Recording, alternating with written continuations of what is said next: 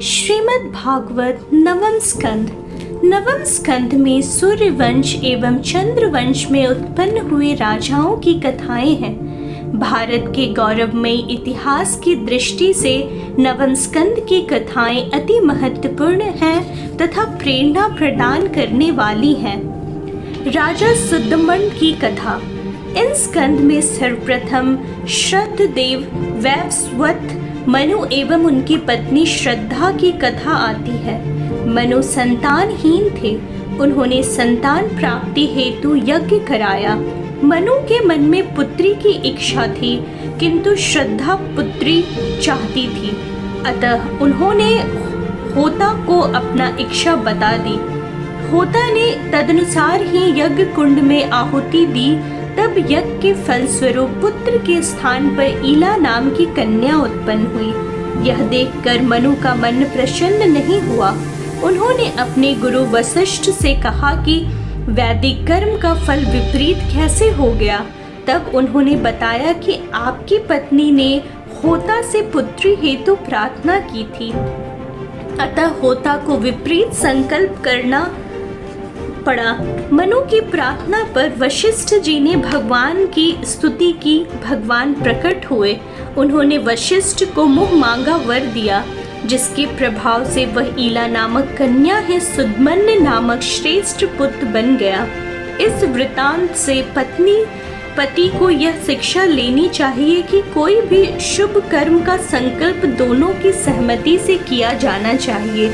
यदि दोनों के मन में अलग अलग संकल्प होंगे तो परिणाम अनुकूल नहीं होगा। दोनों के मन भाव एक जैसे होने चाहिए। परिवार एवं समाज की प्रगति एवं उत्थान के लिए पति पत्नी का भाव सामंजस्य होना बहुत जरूरी है। कथा का क्रम जारी रखते हुए सुखदेव जी ने कहा कि राजन, एक बार राजा सुदमन शिकार खेलने वन में गए। हरिणों का पीछा करते करते वो मेरु पर्वत की तलहटी में चले गए। उस वन में भगवान शंकर पार्वती के साथ विहार करते रहते हैं। उसमें प्रवेश करते ही सुदमन ने देखा कि वो स्त्री हो गए हैं। साथ में उनके अनुचर भी स्त्री रूप में आ गए हैं। वो सब एक दूसरे का मुंह देखने लगे और उसका मन बहुत उदास हो गया। ऐसी कथा आती है कि एक बार उस पर्वत की तलहटी में पार्वती जी शंकर जी के गोद में बैठी हुई थी। तभी दर्शन करने की इच्छा से कुछ ऋषि मुनि वहां आ पहुंचे। उन्हें देखकर पार्वती जी बहुत लज्जित हुई। वो ऋषि वहां से लौटकर नर नारायण आश्रम पर चले गए। पार्वती जी को प्रसन्न करने के लिए शंकर जी ने कहा कि मेरे अतिरिक्त इस तलहटी में जो भी पुरुष प्रवेश करेगा वह स्त्री हो जाएगा। तभी से यहाँ जो भी पुरुष प्रवेश करता है वह स्त्री हो जाता। सुदमन को यह बात ज्ञात ना थी। सुदमन स्त्री हो गए तो वो स्त्री बने हुए अपने अनुचरों के साथ एक वन से दूसरे वन में विचरने लगे। उसी समय चंद्रमा के पुत्र बुधन ने देखा कि उनके आश्रम के पास स्त्रियों से घिरी एक सुंदर स्त्री विचर रही है। बुधन ने उस स्त्री बने सुदमन से विवाह कर लिया। इससे उनके पुरूरवा नामक पुत्र हुआ। स्त्री बने सुदमन को आत्मग्लानि सी हुई। उन्होंने अपने कुल पुरोहित वशिष्ठ जी का स्मरण किया। सुदमन की यह दशा देखकर वशिष्ठ को बड़ी पीड़ा हुई। उन्होंने सुदमन को पुनः पुरुष बना देने के लिए भगवान शंकर की आराधना की। भगवान शंकर ने प्रसन्न होकर वशिष्ठ से कहा, वशिष्ठ, तुम्हारा यह यजमान 1 महीने तक पुरुष रहेगा एवं 1 महीने तक स्त्री। इस प्रकार आंशिक पुरुषत्व प्राप्त कर सुदमन पृथ्वी का पालन करने लगे, परंतु प्रजा उनका सम्मान नहीं करती थी। यह देख सुदमन ने अपने पुत्र पुरूरवा को राज्य दे दिया और वो तपस्या करने वन में चले गए। च्यवन और सुकन्या की कथा। इसके बाद च्यवन ऋषि की कथा आती है। एक बार राजा शर्याती अपनी पुत्री सुकन्या के साथ वन में विचरण करते करते च्यवन ऋषि के आश्रम पर पहुंचे।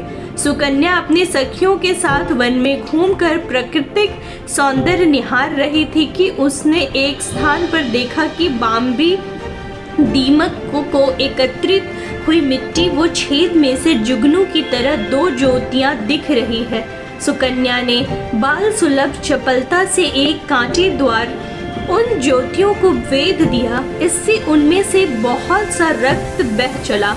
वास्तव में वो तपस्यार्थ महर्षि च्यवन के 2 नेत्र थे।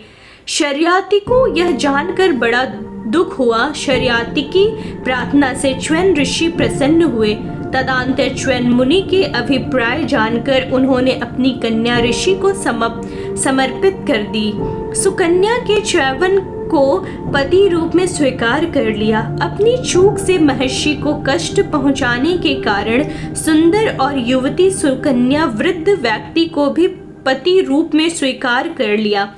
मानवता की इससे बड़ी मिसाल और कहाँ मिलेगी। ऐसे आदर्श मानवीय गुण केवल भारत भूमि के ललनाओं में ही मिल सकते हैं, अन्यत्र नहीं। सेवा और समर्पण का ऐसा भाव जिसने अपने जीवन को दांव पर लगा दिया हो, ऐसी आदर्श कथाओं से भरे पड़े हैं हमारे शास्त्र। आगे वृतांत आता है कि कुछ समय बीत जाने पर च्यवन ऋषि आश्रम पर अश्विनी कुमार आए। च्यवन उनके स्वागत सत्कार किया और कहा कि आप लोग सामर्थ्य हैं, इसलिए मुझ युवावस्था एवं अनुपम सौंदर्य प्रदान कीजिए। इसके बदले में आपको यज्ञ में सोमरस का भाग दूंगा। इस समय तक देवता अश्विनी कुमारों को सोमपान का अधिकारी नहीं मानते थे। च्यवन के बूढ़े शरीर में नसें और झुर्रियां दिख रही थी और उनका चेहरा बहुत म्लान दिख रहा था। च्यवन ऋषि बात मानकर अश्विनी कुमारों ने उन्हें एक कुंड में स्नान कराया, जिसमें निकलते ही वो एक अत्यंत आकर्षक रूप वाले युवा हो गए थे। स्पष्ट है कि प्राचीन काल में वैद्यों के पास ऐसे रसायन थे जो वृद्ध व्यक्ति को भी युवा बनाने में सक्षम थे। तब हमारा आयुर्वेद अत्यंत अनंत अवस्था में था। राजा नाभाग की कथा 9वें स्कंध में इसके आगे मनुपुत्र नभग के पुत्र नाभाग की कथा आती है। जब वह गुरुकुल से विद्या अध्ययन कर लौटा तो उसने देखा कि उसके शेष भाइयों ने पैतृक संपत्ति का बंटवारा कर लिया। नाभाग ने पूछा कि उसे बंटवारे में क्या दिया है, तो भाइयों ने कहा कि हमने तुम्हारे हिस्से में पिताजी को दिया है। नाभाग ने पिता जो स्वयं आश्रम रहने चले गए थे से जानकर कहा कि पिताजी, मेरे बड़े भाइयों ने हिस्से में मेरे लिए आपको ही दिया है। मैं बड़ा भाग्यशाली हूँ क्योंकि पिता से बड़ी संपत्ति दुनिया में दूसरी नहीं है। मुझे आपकी सेवा का अवसर परमात्मा ने दिया है। बहुत सुंदर कथा है यह। आज के बेटे तो वृद्ध माता पिता को भार समझते हैं, उनकी घोर उपेक्षा करते हैं। कई माता पिता को तो आज वृद्धाश्रम में वृद्धावस्था गुजारनी पड़ रही है। आज के पुत्रों को नाभाग की पितृभक्ति से कुछ तो प्रेरणा लेनी चाहिए। शास्त्रों की कथाएं हमारे वर्तमान समाज की अति स्वार्थपूर्ण विचारधारा को परिवर्तित कर आदर्श परिवार स्थापित करने में अहम भूमिका निभाती है। शास्त्रों का स्वाध्याय जीवन में सुख, शांति एवं समृद्धि लाता है। मनुस्मृति में वृद्धों की सेवा की महत्ता एवं उसके फल को रेखांकित किया गया है। अभिवादनशीलश्च नित्यं वृद्धोपसेविनः चत्वारि तस्य वर्धन्ते आयुर्विद्या यशो बलम। जिसका स्वभाव अभिवादन करने का है और जो विद्या एवं अवस्थाओं में वृद्ध पुरुषों की नित्य सेवा करता है, उसके आयु, विद्या, कीर्ति और बल, इन चारों की नित्य उन्नति हुआ करती है। नाभाग को उसके पिता ने एक यज्ञ पूर्ण करवाने हेतु भेजा जो पूर्ण नहीं हो पा रहा था। नाभाग ने पिता के बताए अनुसार उसे पूर्ण कराया। इससे प्रसन्न होकर आंगिरस गोत्री ब्राह्मणों ने यज्ञ का बचा हुआ धन नाभाग को दे दिया और वो स्वर्ग में चले गए।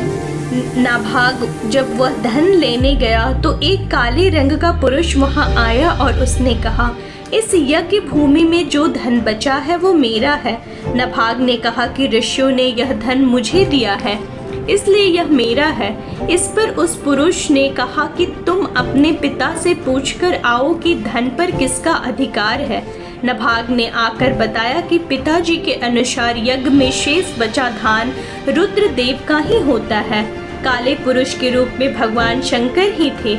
महादेव जी ने नभाग एवं उसके पिता की प्रशंसा करते हुए कहा कि तुम्हारे पिता ने धर्मानुकूल निर्णय दिया है और तुमने भी आकर सत्य ही कहा है।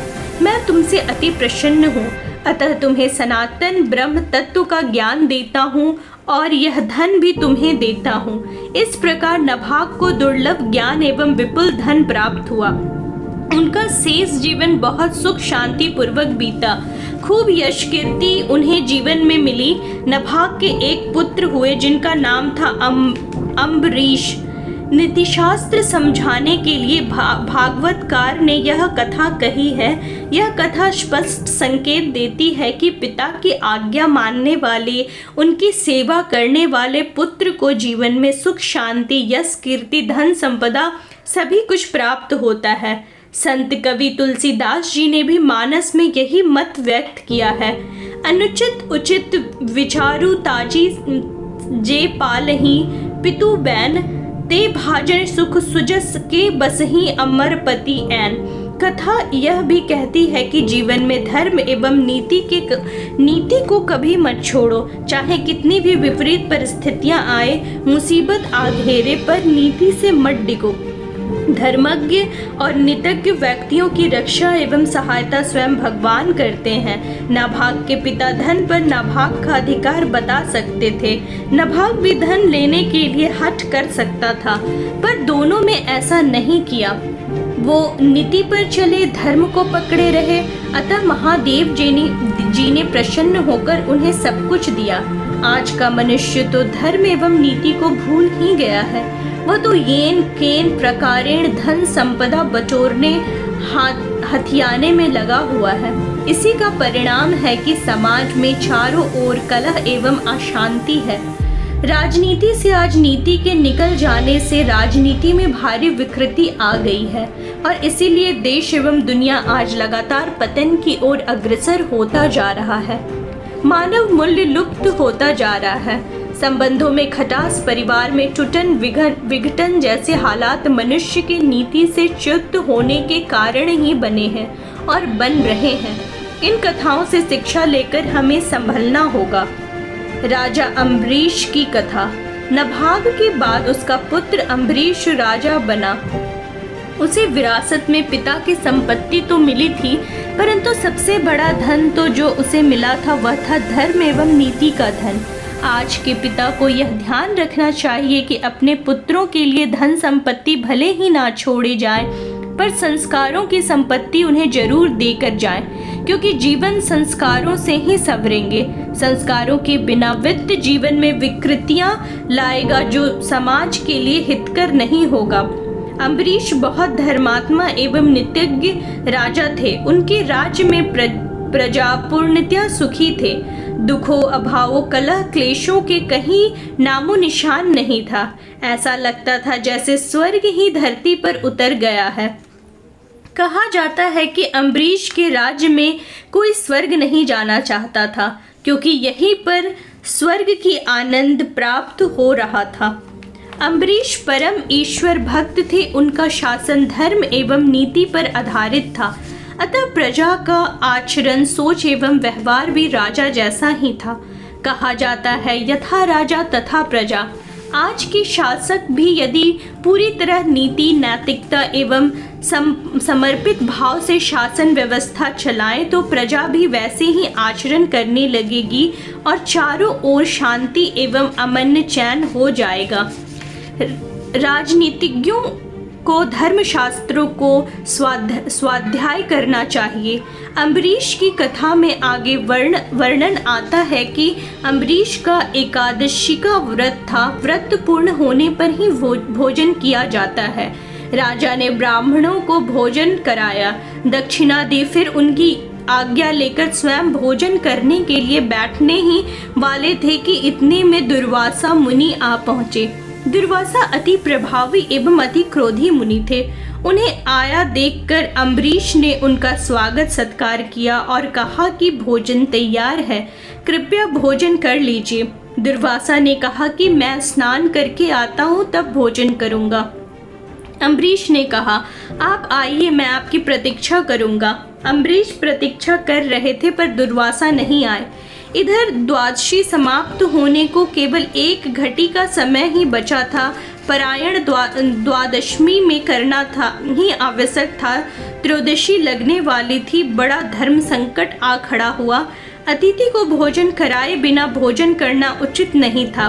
ब्राह्मणों ने परामर्श दिया कि राजन, आप व्रत में जल भी नहीं लेते, अतः जल से पारण कर लीजिए। जल भोजन है भी और नहीं भी। ब्राह्मणों के कहने पर अम्बरीश ने तुलसी दल लेकर जल भी लिया। इतने में ही दुर्वासा वहां आ पहुंचे। उन्हें सब मालूम हुआ कि राजा ने जल से पारायण कर लिया है, तो वो उन पर अति क्रोधित हुए। दुर्वासा ने कहा, मुझे निमंत्रित किया था और मुझे भोजन कराए बिना पारायण कर लिया, यह हमारा अपमान है।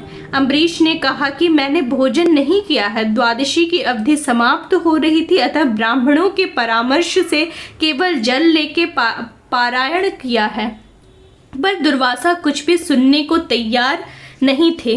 क्रोध से उन्होंने एक जटा निकाली और उससे अग्नि के समान धधकती एक कृत्या निर्मित कर अम्बरीश पर छोड़ दी। भस्म करने वाली यह कृत्या जब अम्बरीश को दग्ध करने आने लगी तो उन्होंने देखा बंद कर भगवान से प्रार्थना की। विष्णु भगवान ने अम्बरीश की रक्षा हेतु सुदर्शन चक्र तो पूर्व से ही नियुक्त कर दिया था। जैसे ही उन्होंने भगवान का स्मरण किया, वैसे ही तुरंत सुदर्शन चक्र ने उस कृत्या को जलाकर राख कर दिया और वह दुर्वासा के पीछे पड़ा। यह भागवतकार ने भक्ति की बड़ी सुंदर महिमा बताई है। सुदर्शन चक्र को अपनी ओर आते देख दुर्वासा भागे। वो ना कहीं बैठ सके ना रुक सके। जहां भी वो जाए सुदर्शन उनके पीछे पीछे जा रहा था। भयभीत होकर वो रक्षा हेतु ब्रह्मदेव के पास गए। ब्रह्मा ने कहा, इससे रक्षा करने की शक्ति मुझ में नहीं है। फिर दुर्वासा शंकर जी के पास गए। उन्होंने भी रक्षा करने में असमर्थता बताई। अंत में वो विष्णु भगवान के पास पहुँचे और सुदर्शन से रक्षा करने की याचना की। भगवान ने कहा कि अब तो बात मेरे हाथ से भी निकल गई है। आप तो अब अम्बरीश के पास जाइए, उनसे ही क्षमा मांगिए। आपने उनका अपमान किया है, आपको सुदर्शन से वही बचा सकेंगे। भगवान अपने भक्त का अपमान सहन नहीं कर सकते। श्री रामचरितमानस में गुरु बृहस्पति ने इंद्र को चेतावनी देते हुए कहा है, जो अपराधु भगत कर करई, राम रोष पावक सो जरई। लोकहु वेद विदित इतिहासा, यह महिमा जानहि दुर्वासा। दुर्वासा भागे भागे अम्बरीश के पास आए, अपने अपराधी की क्षमा मांगी और सुदर्शन से रक्षा हेतु अनुरोध किया। राजा अम्बरीश ने सुदर्शन की स्तुति की और शांत होने हेतु प्रार्थना की। उनकी प्रार्थना से चक्र शांत हो गया। दुर्वासा चक्र की आग से मुक्त हो गए। उन्होंने राजा अम्बरीश को अनेकों नेक आशीर्वाद दिए और उनकी प्रशंसा की। जब से दुर्वासा भागे थे तब से उनके लौटने तक अम्बरीश ने भोजन नहीं किया था, केवल जल पीकर रहे थे। अम्बरीश ने दुर्वासा के चरण धोए, उन्हें भोजन कराया, फिर उन्होंने स्वयं भोजन किया। महर्षि दुर्वासा बहुत संतुष्ट होकर वहां से ब्रह्मलोक को चले गए। कथा संदेश देती है कि संत मुनि एवं ऋषियों की भी अकारण किसी भागवतकता का अपमान नहीं करना चाहिए और ना ही उसे शापित प्रताड़ित करना चाहिए। एक और बात जो इस कथा से प्रकट होती है वह यह है कि भगवान के भक्त को अपनी रक्षा की चिंता नहीं करनी चाहिए, उसे तो निर्भीकता से अपना कर्म करना चाहिए। रक्षा की चिंता तो भगवान करते हैं। गीता में भी भगवान ने घोषणा की है कि योगक्षेम वह में हम राजा मानधाता की कथा। आगे 9वें स्कंद में मानधाता की कथा आती है। मनु महाराज के एक पुत्र हुआ इक्ष्वाकु। आगे चलकर इसी वंश में युवनाश्व के पुत्र मांधाता हुए। मांधाता के जन्म के बारे में कथा आती है कि युवनाश्व संतानहीन होने के कारण बहुत दुखी थे। वह अपनी पत्नियों के साथ वन में चले गए और वहां उन्होंने ऋषियों से इंद्र देवता का यज्ञ कराया। एक दिन राजा युवनाश को रात्रि के समय बहुत प्यास लगी। वो यज्ञशाला में ऋषि मुनि सो रहे थे। पानी मिलने का कोई उपाय ना देख वो वहां रखे कलश का जल पी गए। वो अभिमंत्रित जल था। प्रातःकाल ऋषि मुनि उठे और उन्होंने देखा कि कलश में जल नहीं है। पूछने पर मालूम हुआ कि पुत्र उत्पन्न करने वाला जल तो राजा युवनाश्व ने पी लिया है। ऋषियों ने भगवान के चरणों में नमस्कार किया और यह भी उनकी प्रेरणा से हुआ माना। संसार में सारे कार्य परमात्मा की प्रेरणा एवं उसकी इच्छा से संपन्न हो रहे हैं।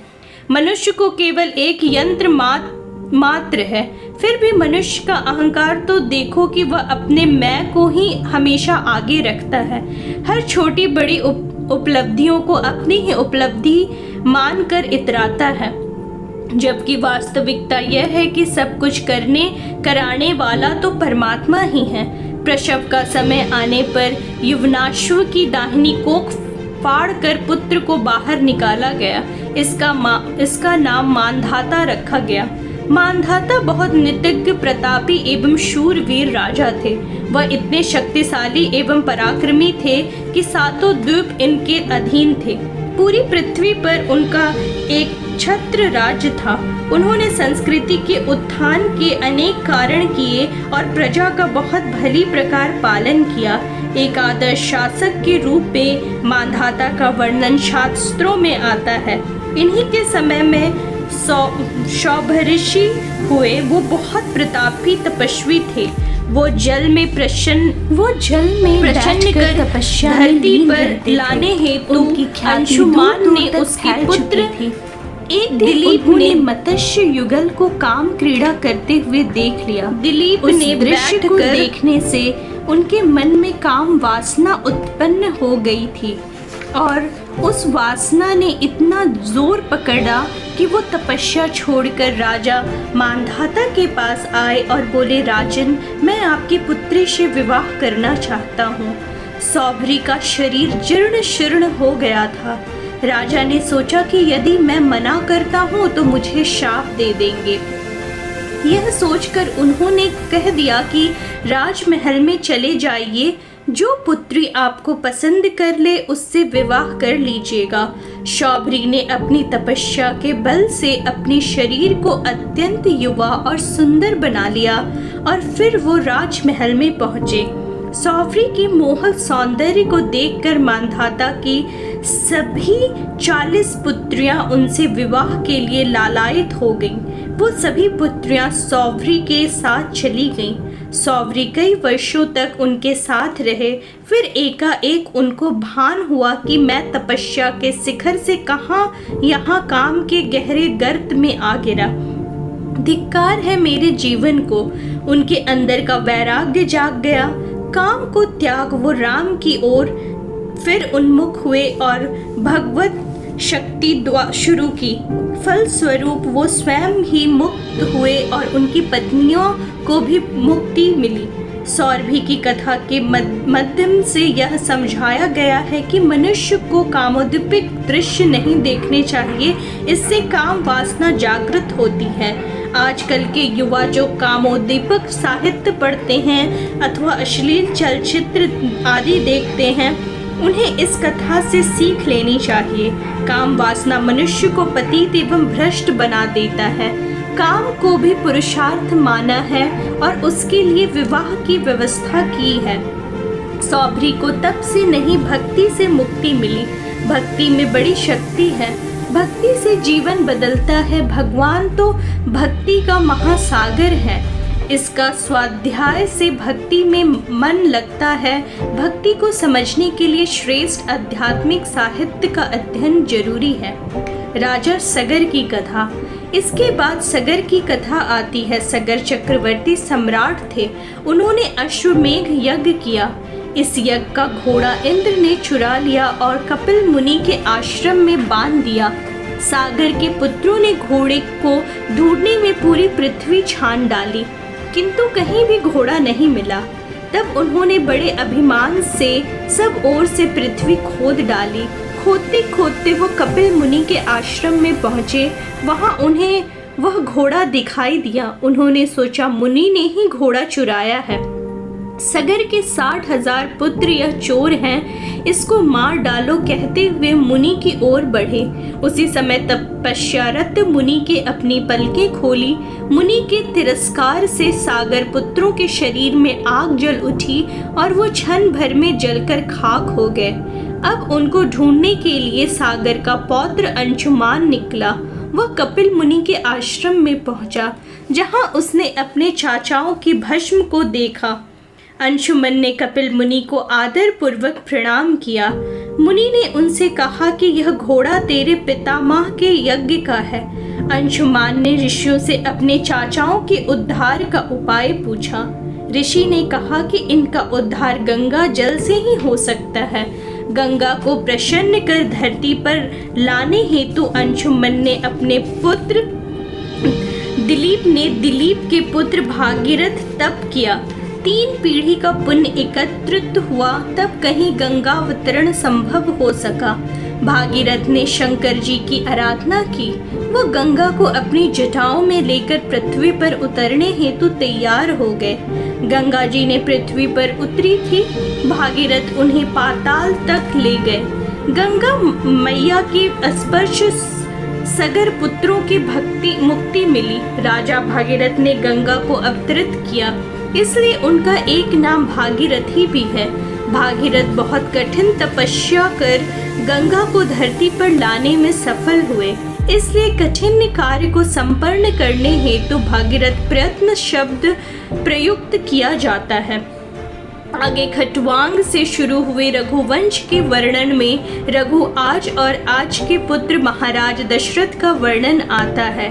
इसी रघुवंश में राजा दशरथ एवं महारानी कौसल्या के पुत्र के रूप में मर्यादा पुरुषोत्तम श्री राम अवतरित हुए। भागवत में श्री राम का जीवन चरित्र तथा उनकी लीलाओं का संक्षिप्त वर्णन ही आया है, कारण कि भागवत को श्री कृष्ण चरित्र विस्तार से कहना है। भगवान श्री राम का पावन चरित्र। देवताओं के साक्षात परब्रह्म परमात्मा भगवान श्री हरि ने अपने अंशांश से 4 रूप धारण करके राजा दशरथ के पुत्र हुए। उनके नाम थे राम, लक्ष्मण, भरत और शत्रुघ्न। भगवान श्री राम एवं लक्ष्मण को विश्वामित्र जी वन में अपने साथ ले गए। श्री राम ने ऋषि मुनियों को अभय किया, उन्हें सताने वाले यज्ञादि में विघ्न डालने वाले राक्षसों का संहार किया, पाषाण बहनी अहल्या का उद्धार किया। इसके बाद वो सीता स्वयंवर में जनकपुरी पधारे। वहाँ शिव जी का धनुष जोड़कर सीता जी के साथ विवाह किया। तीनों भाइयों के विवाह भी वहीं हुए। विवाहोपरांत प्रभु अयोध्या पधारे। अयोध्या लौटते समय प्रभु राम की मार्ग में परशुराम जी से भेंट हुई, जिन्होंने 21 बार पृथ्वी को राजवंश के बीज से भी रहित कर दिया था। भगवान ने उनके बढ़े हुए गर्व को नष्ट किया। राम माता कैकेयी और पिता की आज्ञा के अनुसार वन गए। श्री राम वन में विभिन्न ऋषि मुनियों के आश्रमों में गए। रावण द्वारा सीता जी का हरण हुआ। राम सुग्रीव मैत्री हुई। राम ने बाली का वध किया।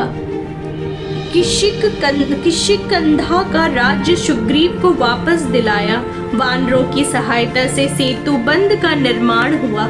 वानर सेना समुद्र पार उतरी। राम की वानर सेना और रावण की राक्षस सेना में द्वंद्व युद्ध हुआ। अंत में श्री राम ने रावण का वध किया। लंका के शासक के रूप में विभीषण को नियुक्त किया। रावण वध के बाद प्रभु श्री राम अयोध्या लौटे। श्री राम का राज्याभिषेक हुआ। अयोध्या में राम राज्य स्थापित हुआ। भगवान राम की शासन व्यवस्था सर्वश्रेष्ठ थी। राज्य का संचालन कैसे किया जाता है यह किसी को सीखना है तो श्री राम की नीतियों एवं मर्यादाओं के आत्मसात करना होगा। श्री राम ने एक आदर्श सामाजिक व्यवस्था स्थापित की थी। आदर्श समाज के लिए सर्वप्रथम मानव को स्वयं आदर्श बनना पड़ता है, चरित्र की एवं नैतिक उत्थान करना होता है। जब तक मनुष्य मानवोचित गुणों से अलंकृत नहीं होगा, उनकी सोच एवं उसके विचार समन्वित नहीं होंगे, तब तक कोई भी शासन व्यवस्था सफल नहीं हो सकेगी। इसीलिए श्री भगवान श्री राम ने सबसे पहले मनुष्य को संस्कृत एवं नीति निपुण बनाने का कार्य किया।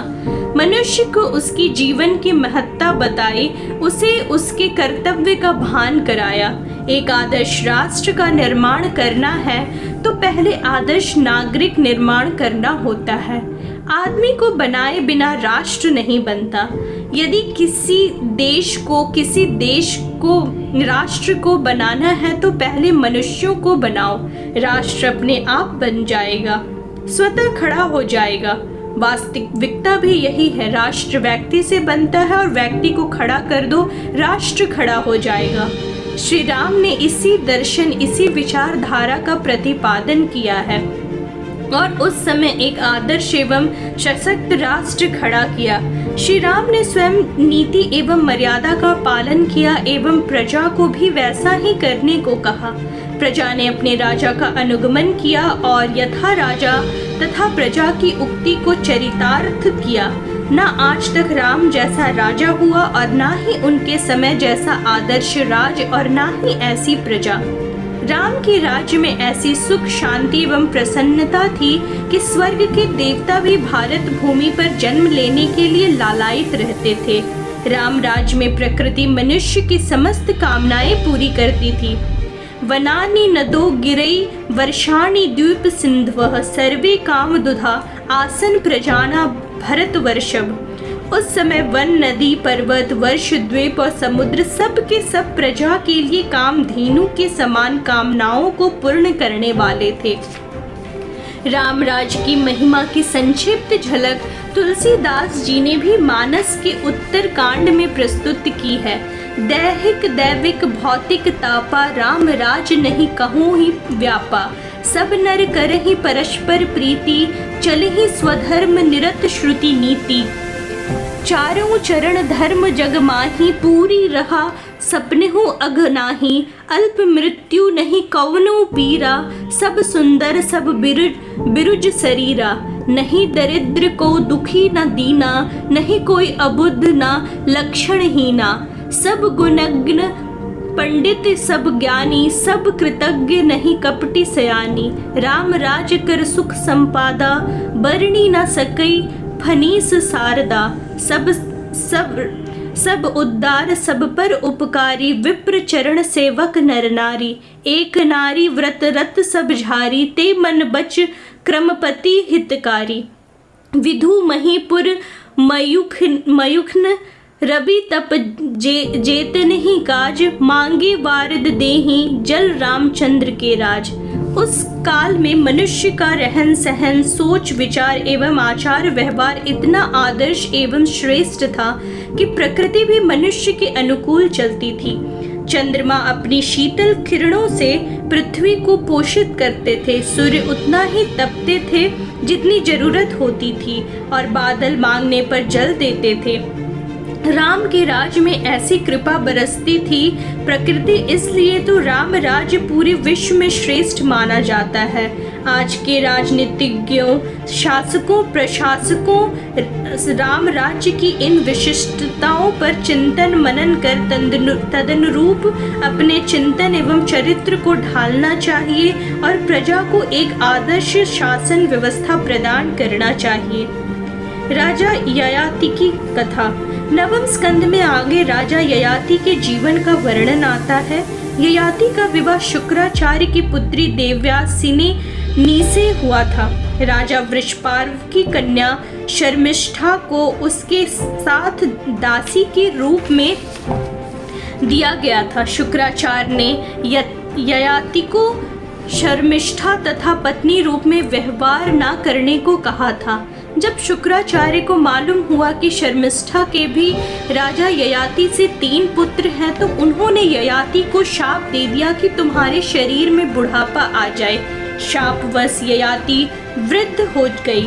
ययाति ने शुक्राचार्य से कहा कि अभी मेरे विषयों के प्रति राग पूरा नहीं हुआ है। वृद्धावस्था शाप से तो आपकी पुत्री का भी अनिष्ट ही होगा। इस पर शुक्राचार्य ने कहा, अच्छा जाओ, जो प्रसन्नता से तुम्हें अपनी जीवन दे दे उससे अपना बुढ़ापा बदल लो। सब शुक्राचार्य ने ऐसी व्यवस्था दे दी तो ययाति ने अपने बेटों से उनकी जवानी देकर बुढ़ापा ले लेने को कहा। अन्य सभी पुत्रों से ऐसा करने से मना कर दिया, किंतु ययाति का सबसे छोटा पुत्र पुरु तैयार, उसने पिता का बुढ़ापा लेकर उनको अपनी युवावस्था दे दी। युवावस्था प्राप्त कर ययाति ने अपनी प्रियतमा पत्नी देवयानी के साथ कई वर्षों तक विषयों का सेवन किया। ज्यों ज्यों ययाति विश्व सुख में डूबते गए त्यों त्यों उनकी वासनाएं और बढ़ती गई।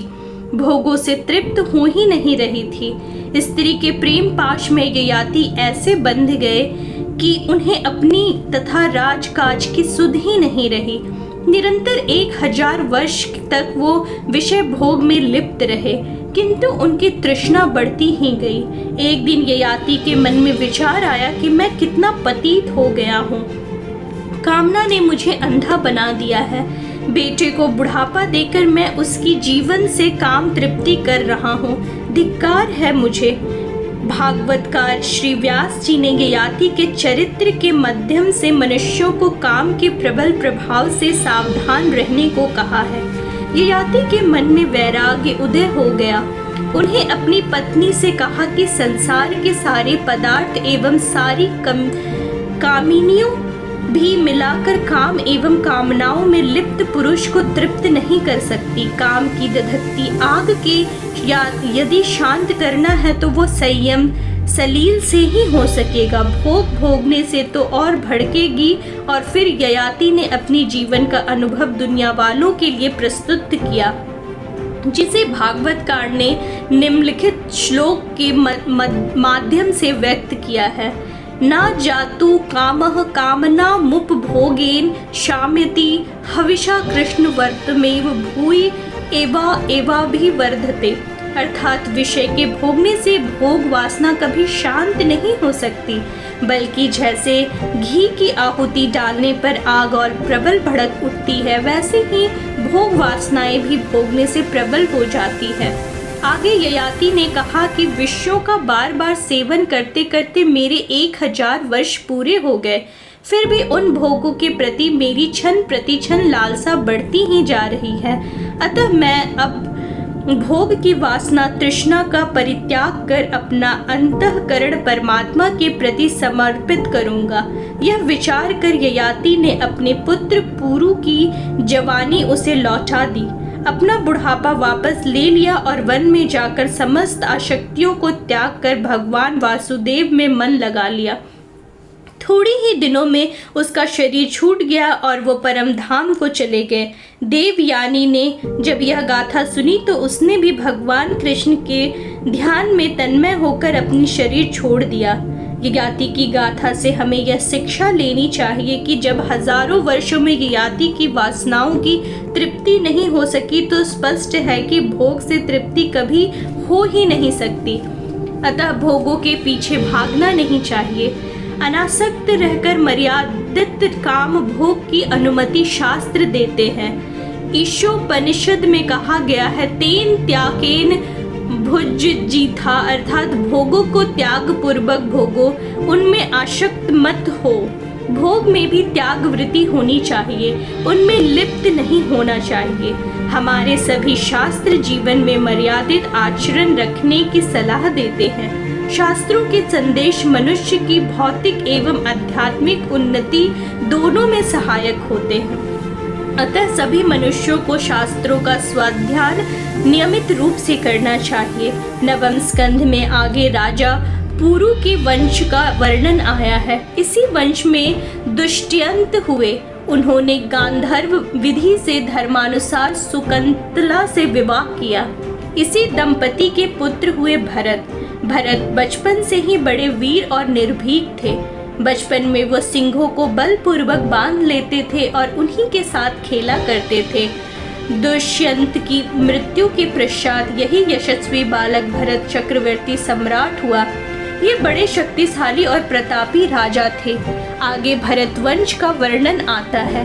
इस वंश में परम दयालु भागवत भक्त राजा रंती देव हुए, जिन्होंने स्वयं के लिए भगवान से दूसरों के दुख मांगे, जिससे कि अन्य जीव दुखों से मुक्त सुखपूर्वक जीवन यापन कर सके। देखिए राजा रंती देव क्या मांग रहे हैं। ना कामयो गतिमीश्वरात् परा मष्टार्धियुक्त मानुपभूर्वः वा आर्ति प्रपद्ये अखिल देह भाजा मंत्र स्थितो येन भवत्य दुखा। अर्थात जगत के स्वामी हे परमेश्वर, मैं अपनी सद्गति अष्ट सिद्धि या मोक्ष नहीं चाहता। मुझे सब प्राणियों के हृदय में निवास करके उनके सब दुख भोग लेने की शक्ति दो, जिससे सब प्राणी दुखहीन हो जाए। ऐसे आदर्श राजा, ऐसे आदर्श महापुरुष केवल भारत की मिट्टी में ही जन्म ले सकते हैं, अन्यत्र नहीं। धन्य है यह भारत भूमि, किंतु आज ये आदर्श लुप्त हो गए हैं, मूल्य बिखर गए हैं। नैतिकता अनैतिकता के हाथों छली जा रही है। अतएव आज ऐसे महापुरुषों की, ऐसे संतों की, देशों की महती आवश्यकता है, तथा इस देश की संस्कृति के आदर्श लोगों के चरित्र में पुनः उतर सके। भागवत की ऐसी कथाओं को सादर नमन। इस स्कंद के अंतिम 3 अध्यायों में पांचाल, कौरव और मगध देशीय राजाओं के वंश, यदुवंश एवं विदर्भ के वंश का वर्णन है। पारशर्स जी के द्वारा दाश राजा की कन्या सत्यवती से भगवान के कलावतार स्वयं भगवान कृष्ण द्वापायन वेद व्यास अवतरण हुए। नवम स्कंद के अंत में यदुवंश का वर्णन है। यदुवंश में भगवान परब्रह्म श्री कृष्ण मनुष्य रूप में अवतार लिया। इस स्कंद में भगवान की रूप माधुरी की संक्षिप्त झांकी प्रस्तुत की गई है और लीलाओं की ओर संकेत भर किया गया है। भगवान की जन्म लीलाओं एवं चरित्रों का विस्तृत वर्णन 10वें स्कंद में आता है।